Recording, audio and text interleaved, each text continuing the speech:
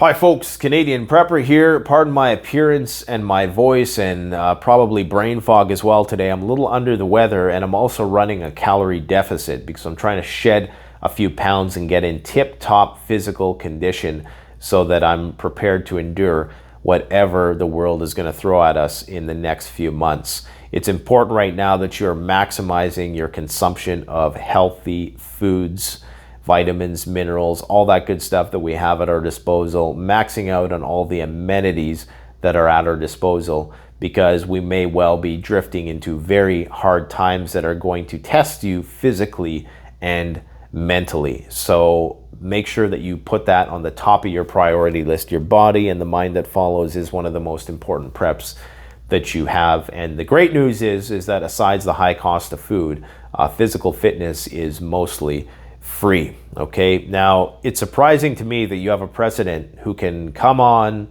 national television and basically say that, hey, we're at the highest risk of nuclear war than we've ever been before, higher than the Cuban Missile Crisis, and yet what do you see?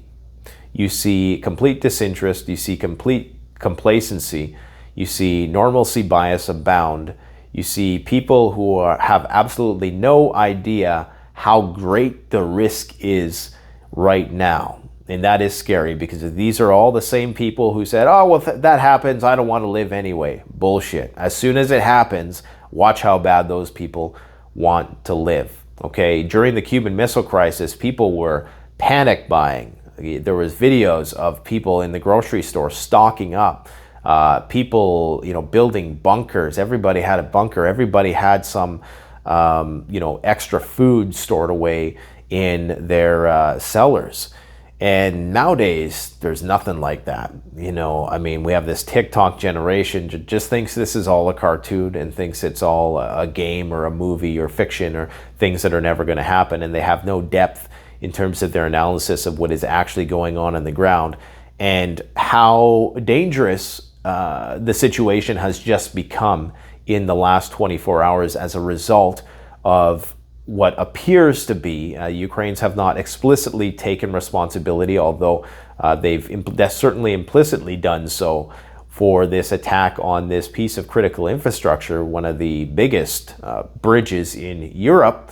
A $4 billion bridge was now almost destroyed, but it's still functional, it's still operational. Regardless, recall that only 3 months ago, former President Dmitry Medvedev made an explicit statement. He said that if the Crimean Bridge was attacked, or if Crimea was attacked, it would be Judgment Day for Ukraine. And this is a guy who pulls no punches when he talks about the threat of nuclear war. This is somebody who repeatedly utters and plays the nuclear card.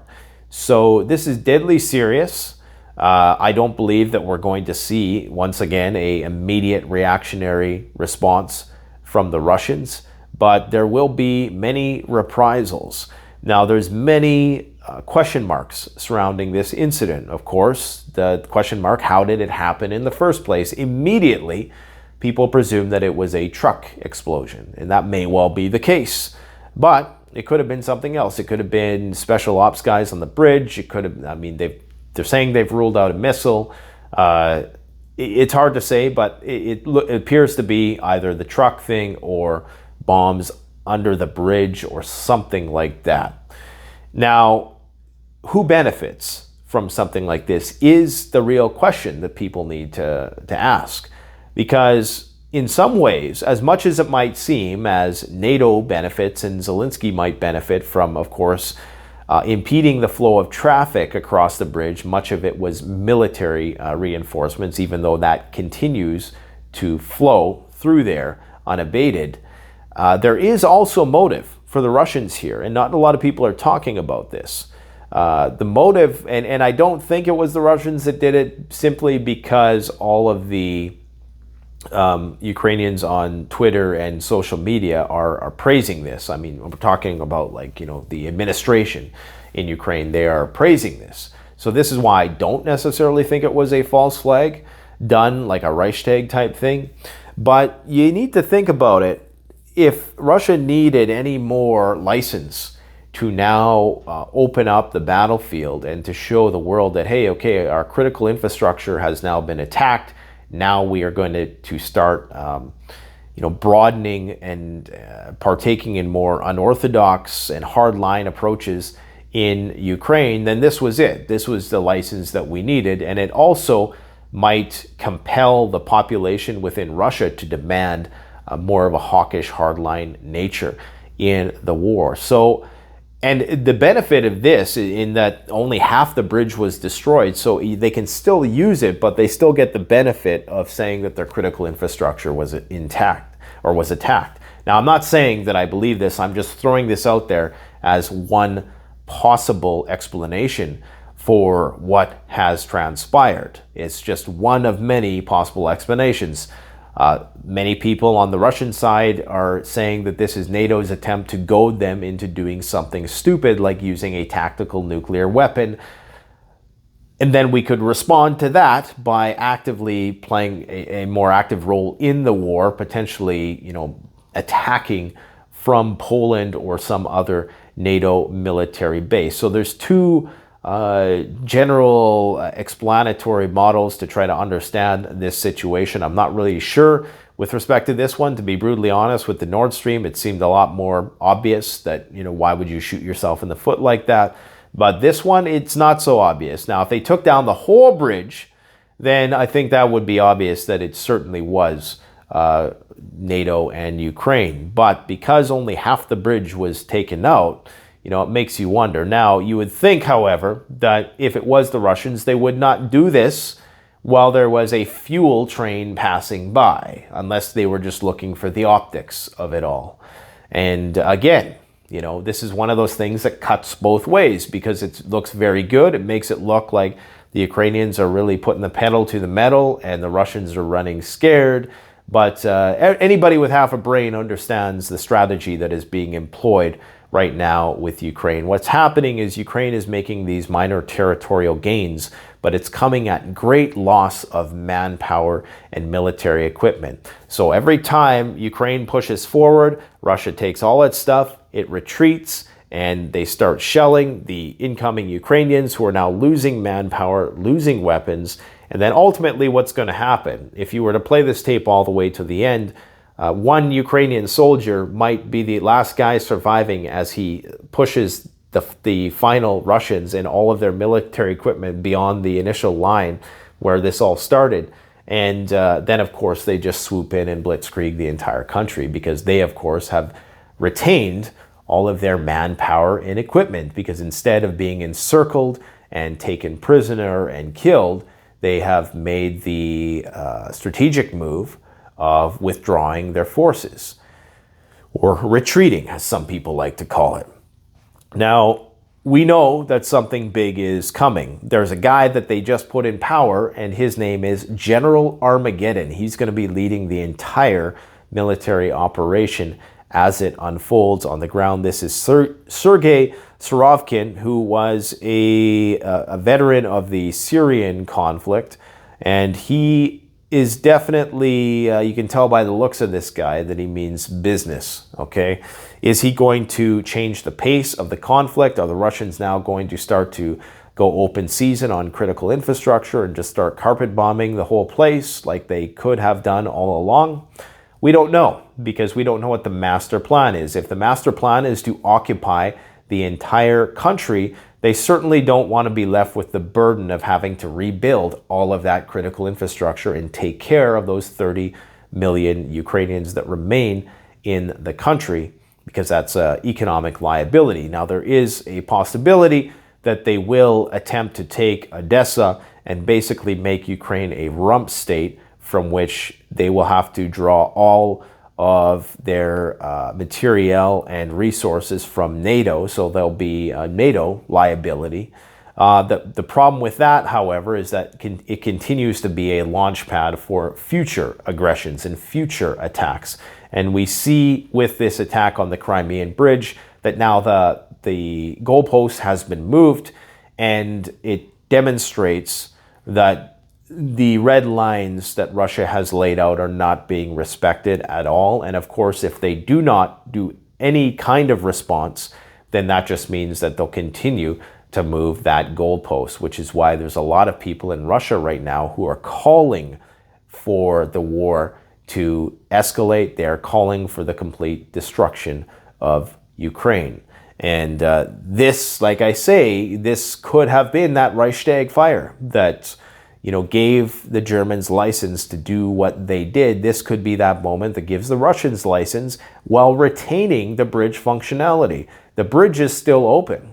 It's still one single lane in one place. And I don't know how busy this Crimean bridge was on a good day, but especially right now, I can't see it being that busy. Of course, there's going to be a lot of people fleeing the country now because they're concerned with the optics of all of this. You still have a fully operational rail system, although it did look a little bit damaged, and the structural integrity of that is definitely going to come into question.